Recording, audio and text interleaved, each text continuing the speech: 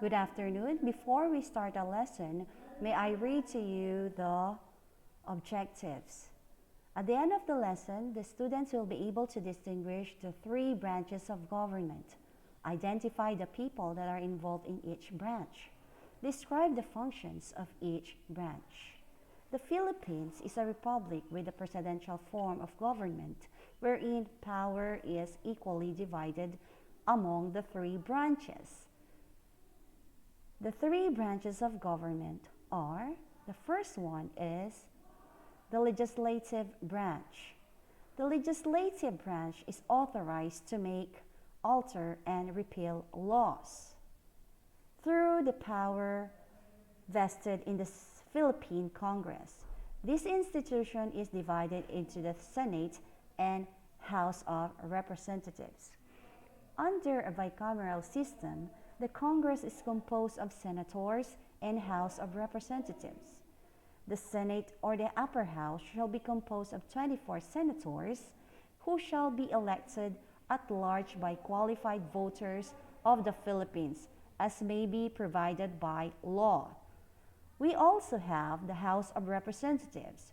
The House of Representatives or the lower house shall be composed of not more than 250 members unless otherwise fixed by law, who shall be elected from legislative district apportioned among the provinces and cities.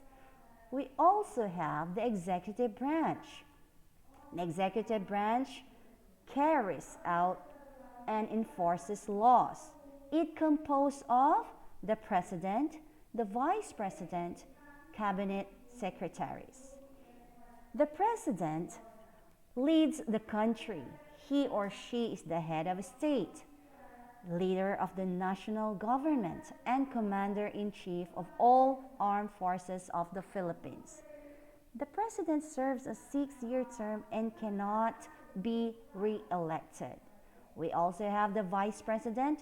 The vice president supports, of course, the president. If the president is unable to serve, the vice president becomes the president. He also or she also serves for 6-year term.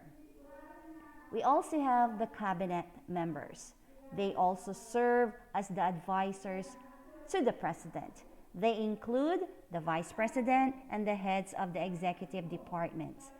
Cabinet members are nominated by the president and must be confirmed by Commission of Appointments.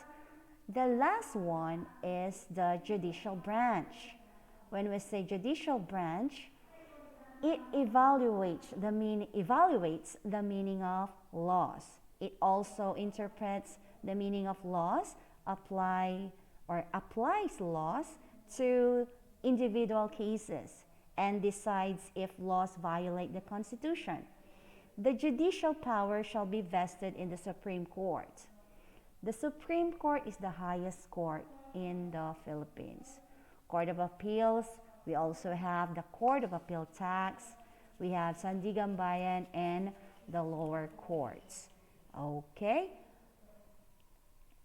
Now, please divide the class into 3 groups, assign a group leader for each group, and sort out the cards according to 3 branches of government and present the tableau about the separation of powers. Okay, for your quiz for today, there, identify the following questions. There are 10 questions there, and please answer carefully. Okay, for your assignment, what do you think are the pros and cons of the government's separation of powers? You are going to explain in 2 to 4 paragraphs with 5 to 10 sentences. Write your answer in your notebook. Okay. Thank you for your active participation. Goodbye.